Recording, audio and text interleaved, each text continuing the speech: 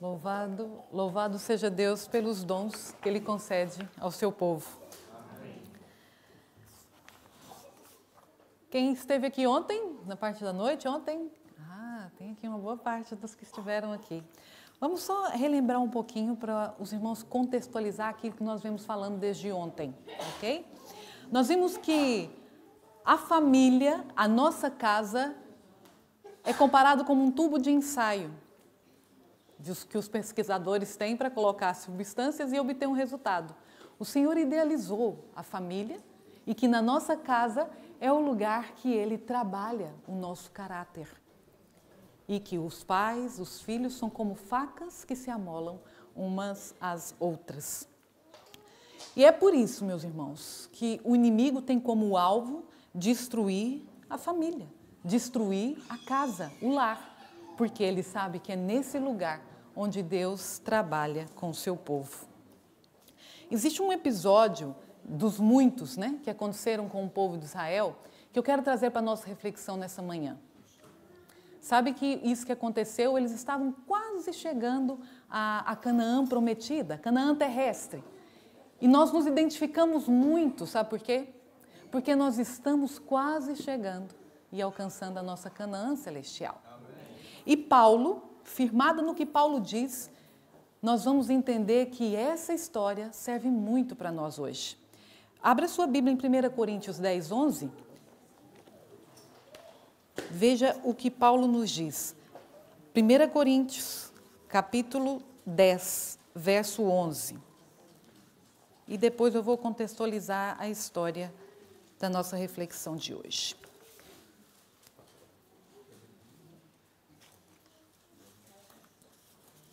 Primeira Coríntios, capítulo 10. Pode colocar, por favor, o primeiro.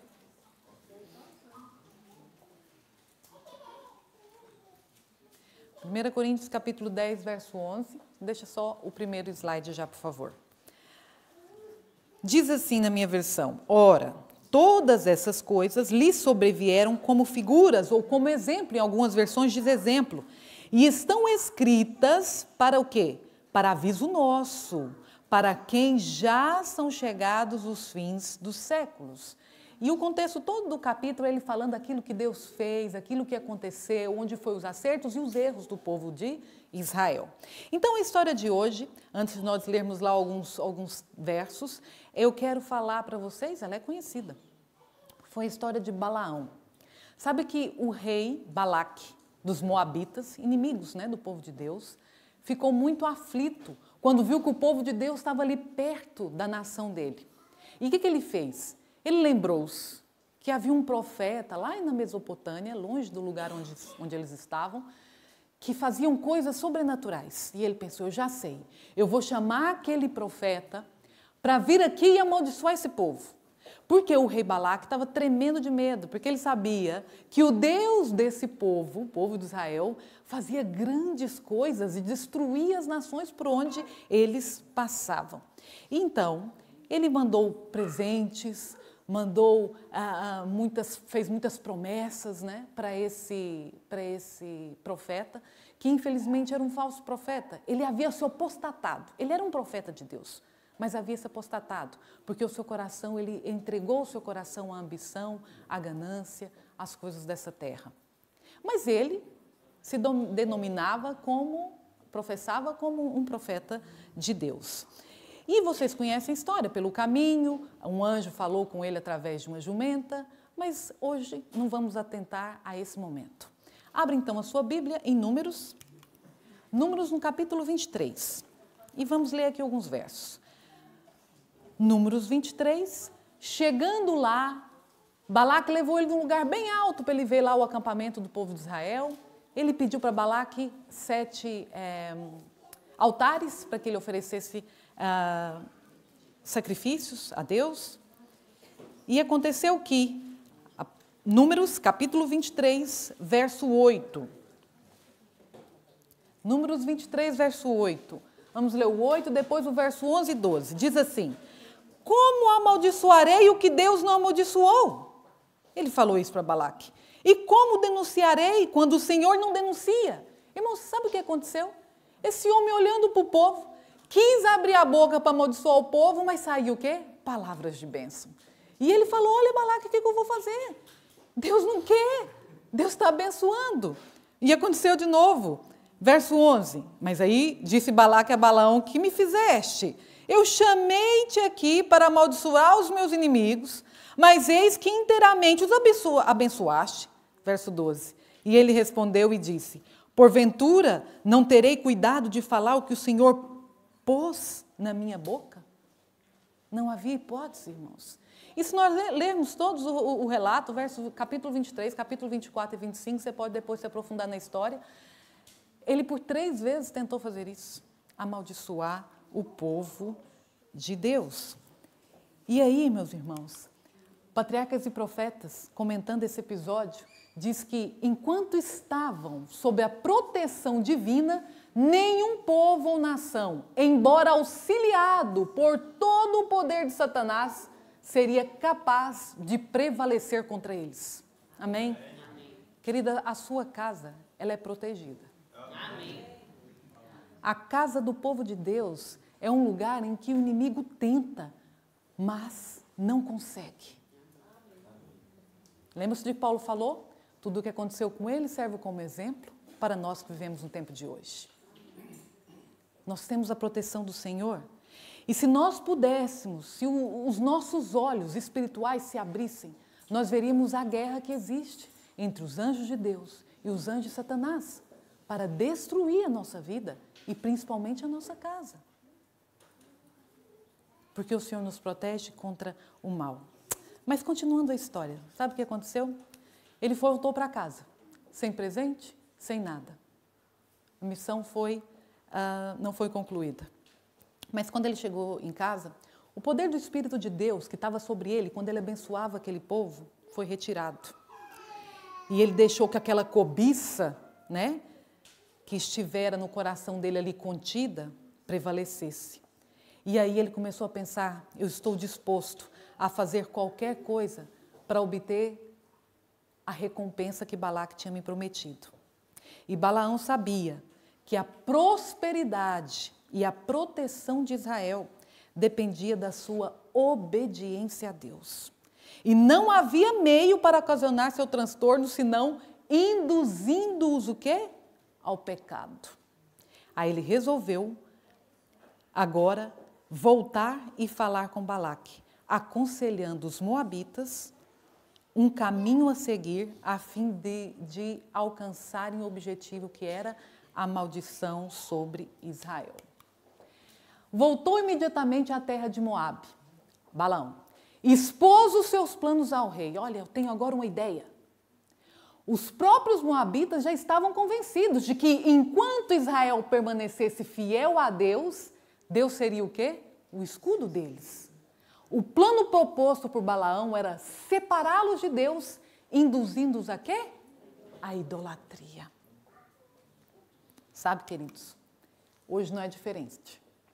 A segurança do povo de Deus está na obediência e na fidelidade a Deus. Eles colocaram o plano em prática.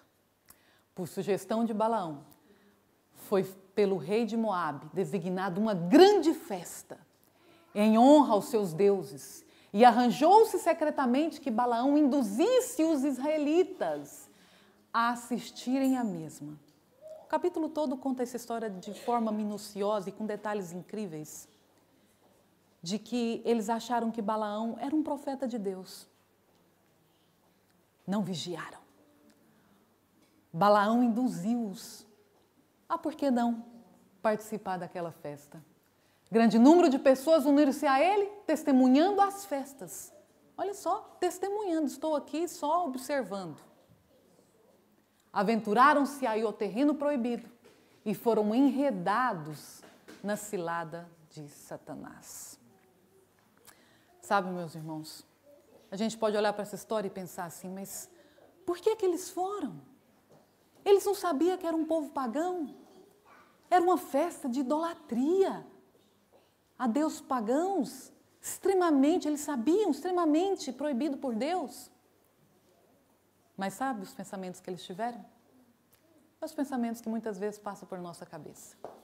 Ah, eles até são boa gente. São boas pessoas. Estamos aqui já convivendo com eles, ou nossos vizinhos há muito tempo. Não há problema nenhum em uma festa. Eles vão estar lá fazendo coisas que nós não fazemos, que a Bíblia diz que não é para nós fazermos. Não vai ser um ambiente onde a presença de Deus estará, mas eu vou só lá observar. Eles pensaram assim. E o que aconteceu? Foram enredados na cilada de Satanás. A autoconfiança, nós pensarmos que nós estamos seguros, destrói muitas vezes a nossa vida espiritual, a nossa fé e a nossa família. Porque, infelizmente, nós falamos que os jovens vão, os jovens fazem, mas isso não acontece. Às vezes nós vemos famílias inteiras, pais com filhos, em ambientes claramente declarados, que não são ambientes próprios para cristãos. O povo de Deus hoje tem frequentado locais dos quais há 30 anos atrás, e aqueles que estão há muito tempo na igreja sabem disso, nós sabíamos que eram locais que nós não íamos. Era claro para o povo adventista sétimo dia não frequentar tais ambientes, que hoje nós vamos com a nossa família. E eu fico pensando, meu Deus, o que está acontecendo? O que está acontecendo? Nós estamos acampados no limiar de encontrar Jesus Cristo voltando no céu e estamos o quê? Voltando atrás. Com os nossos pensamentos de não tem nada a ver. Qual é o problema? Eu só vou lá um pouquinho.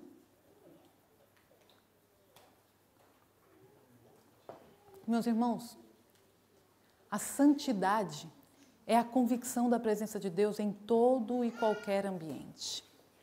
E começamos no lar.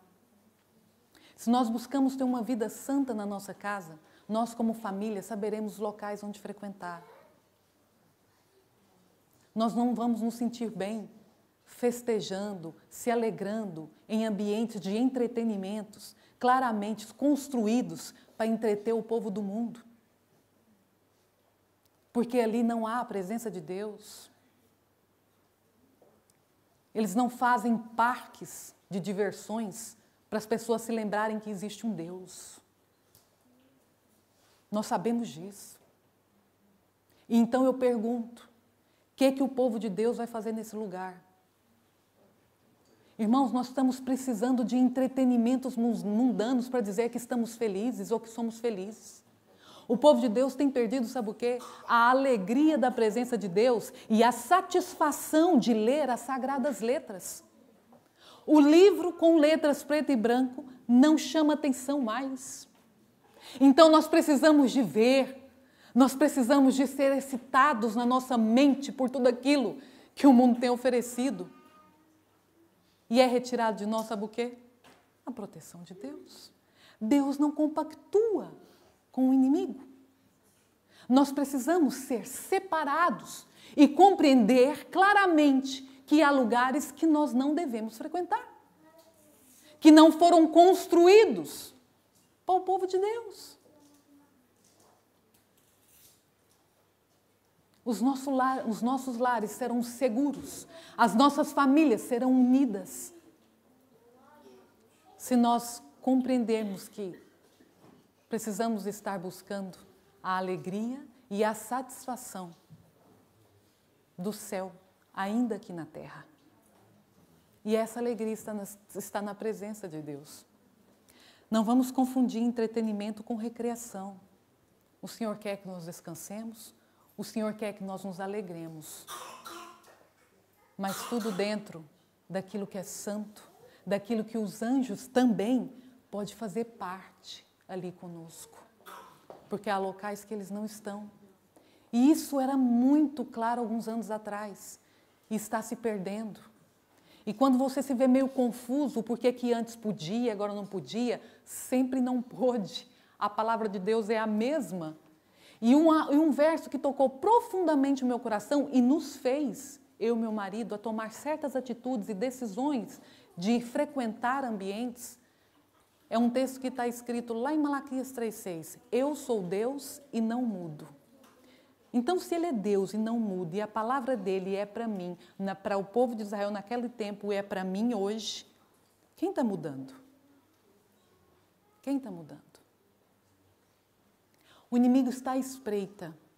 E a palavra diz que ele veio para matar, roubar e destruir. Quando ele não mata, não rouba e não destrói, ele joga um marasmo de mornidão dentro do lar, onde ninguém quer saber de nada e está satisfeito com a religiosidade. O que é religiosidade, meu irmão? Ir na igreja todo sábado, cumprir fielmente ali os dízimos e as ofertas. Não é isso que Deus quer para mim e para você. Deus quer uma vida de satisfação aqui nessa terra, porque Ele falou, eu vim para que tenham vida e tenham o quê? Em abundância. Só que eu só vou experimentar essa vida buscando viver a santidade. Permitindo que Jesus viva na minha casa, no meu coração. Tendo prazer em ler a palavra de Deus. Mas sabe, o inimigo é astuto. Quando ele não consegue nos tirar de casa para tirar-nos dessa proteção prometida por Deus para a nossa casa, para a nossa vida, ele traz o entendimento para onde? Para dentro. Infelizmente, crianças e jovens cristãos viciados em jogos, pessoas dependentes de telemóveis, de redes sociais. Deus conta com um povo na terra que utiliza de tudo isso, mas pode dizer aos outros que isso não os domina. As pessoas têm se queixado. Está havendo uma discussão aqui em Portugal, os políticos, para que não haja telemóveis nas escolas. As crianças estão viciadas e elas não conseguem mais aprender. Porque os pais em casa não conseguem ter autoridade sobre essa criança, fazem-lhe as vontades dando um telemóvel, e aí o Estado tem que intervir.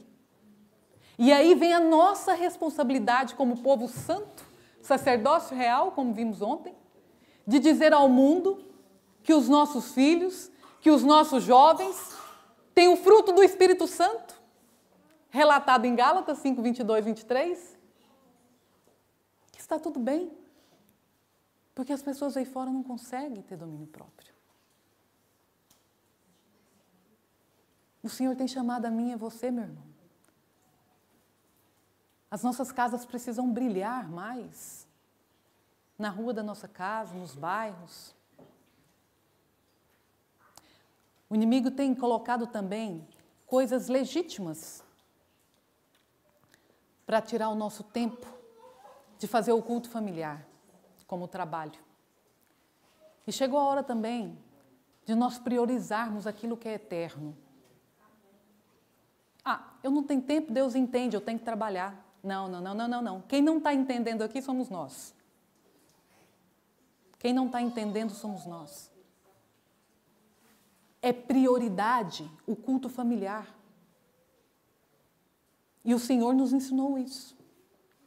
No início do nosso casamento, nós tínhamos muitos problemas de discussão, de situações difíceis a se enfrentar, e não fazíamos culto familiar.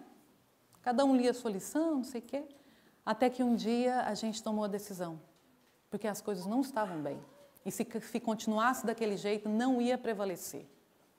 Mas nós erguemos um altar ao Senhor no nosso lar. Amém. E para a honra e glória de Deus, há anos, nós temos horário estabelecido. Nós fazemos nosso culto. E os vizinhos ouvem todos os dias, nós cantamos hinos do inário. Os vizinhos têm ouvido vocês a cantarem hino? Ou a única coisa que eles veem diferente é você sair com a Bíblia na mão aos sábados?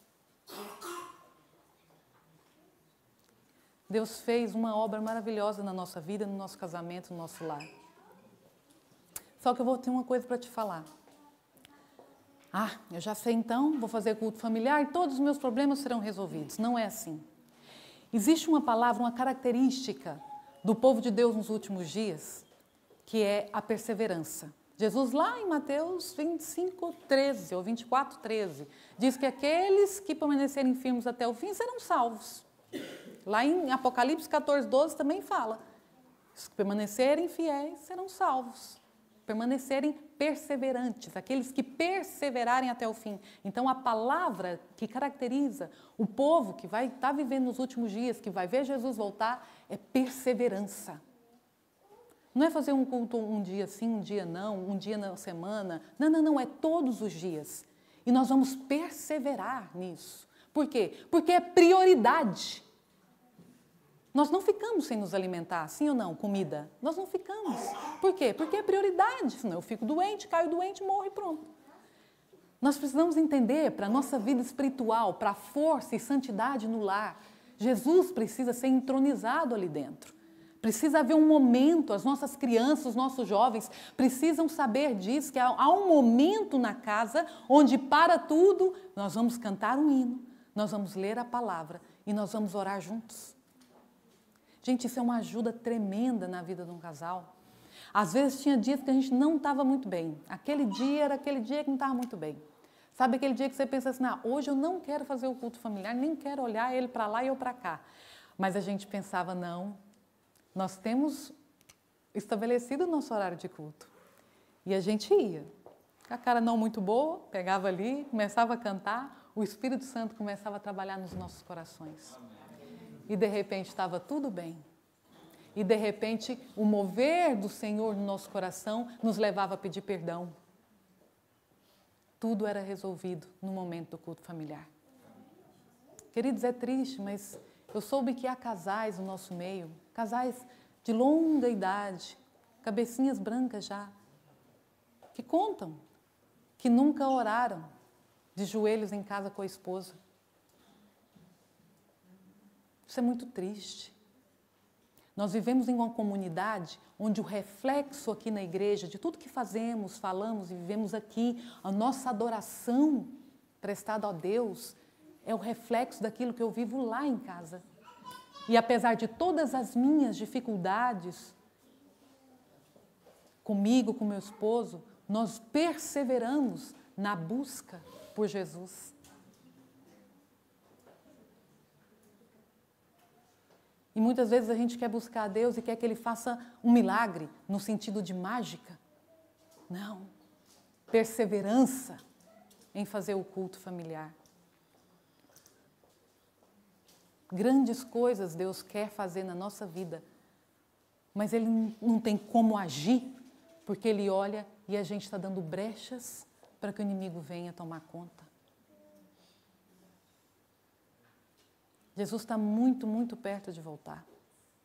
E Ele vai vir buscar um povo consagrado. Um povo consagrado lá em casa. Um povo que está buscando todos os dias ser cada vez melhor, um para os outros ali. Melhores pais, filhos melhores, mais obedientes. O marido melhor para a esposa melhor para o marido.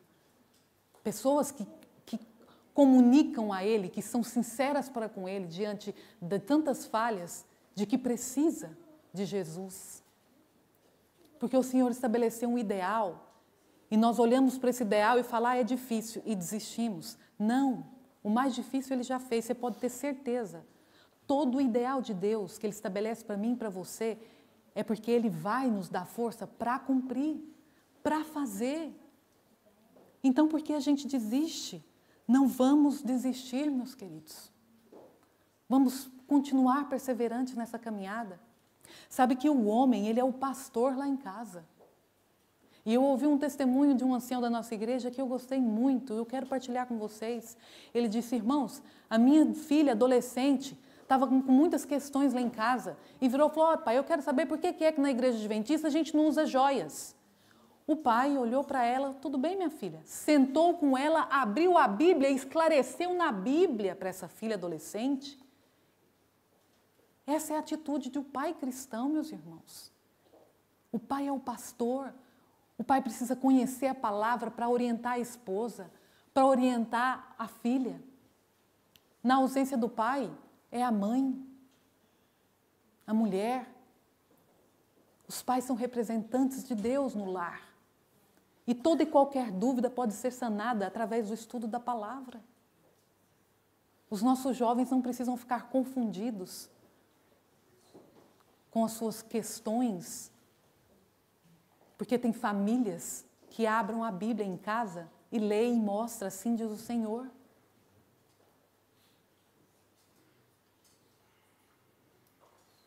O Senhor vem buscar famílias santas.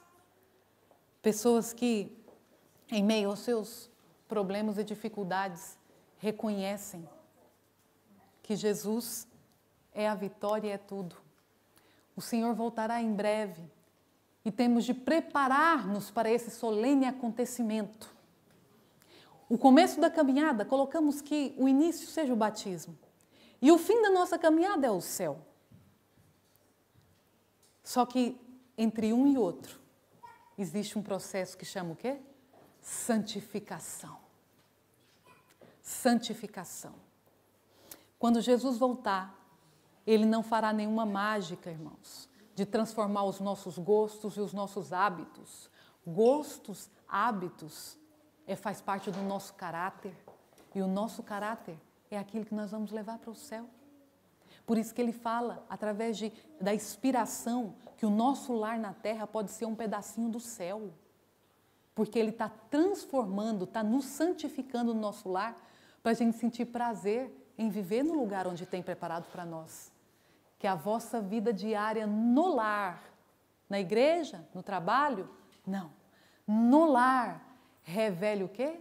Os vivos princípios da palavra de Deus. E eu termino com o que Paulo diz lá em 1 Coríntios, abra sua Bíblia em 1 Coríntios novamente, capítulo 15. 1 Coríntios, capítulo 15, verso 57.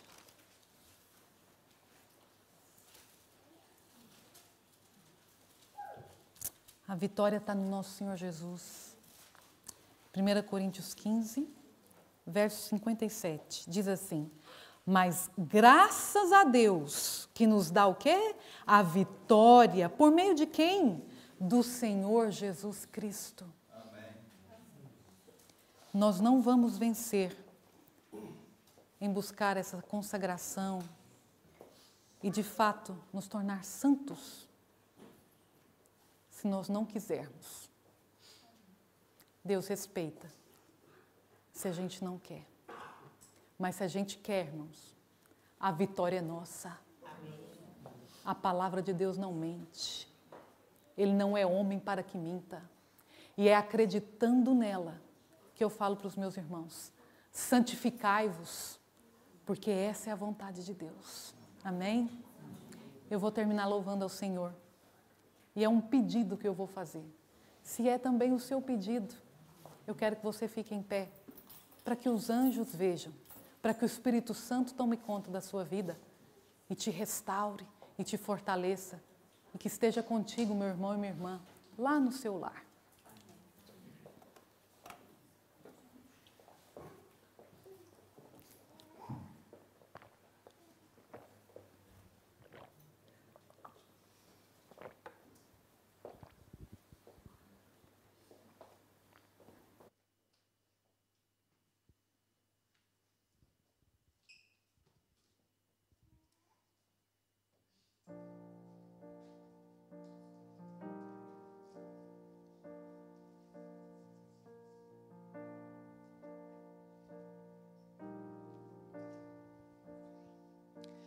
Venho a ti me confessar, pra minha alma descansar. Sem tuas mãos perdido estou, guia-me por teu amor.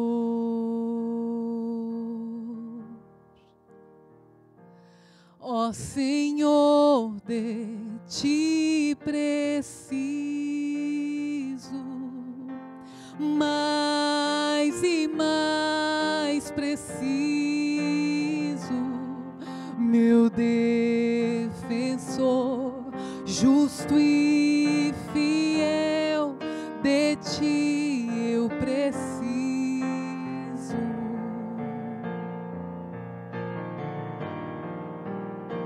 Se estou perdido, encontro a graça, e onde a graça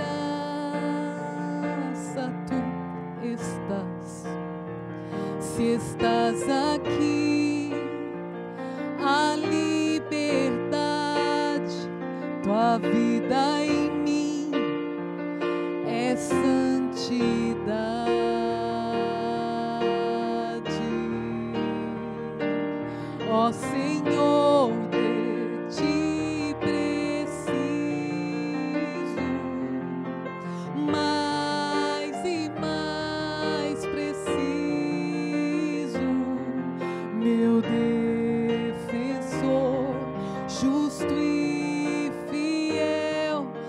de ti eu preciso.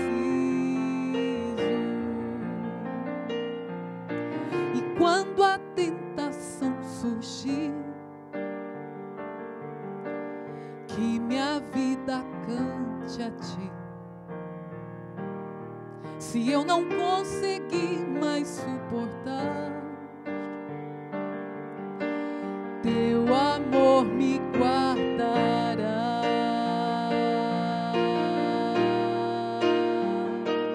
Ó Senhor, de ti preciso, mais e mais preciso,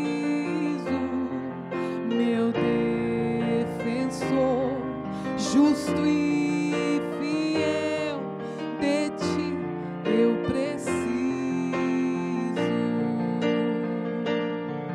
meu defensor, justo e fiel, de ti eu preciso, meu defensor, justo e fiel, de ti eu preciso. Amém, Senhor. Queridos, no capítulo 25 de Números, a gente vê a tragédia que aconteceu com o povo de Deus quando foi retirada a sua proteção. Deus não desistiu do seu povo, amém? E isso não precisa acontecer na nossa vida. O Senhor, por meio de Jesus, quer nos dar vitória. Feche seus olhos e vamos orar. Deus Todo-Poderoso, Nós declaramos que precisamos de Ti, Senhor.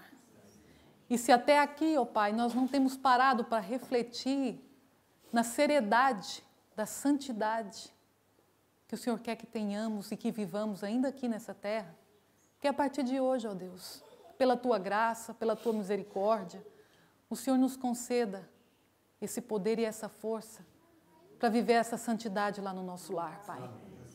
Que nós cresçamos como povo de Deus a cada dia no conhecimento da Tua palavra, no amor por Ti, Jesus, para que de fato, Senhor, o Senhor volte e nos tire desse lugar que não é nosso.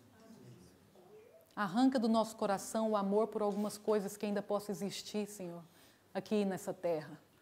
Nós queremos amar somente a Ti. Nós queremos, Senhor, colocar-Te em primeiro lugar em nosso coração. Nós não queremos ter ídolo de forma alguma. Nós queremos viver para contar aos outros aquilo que conhecemos.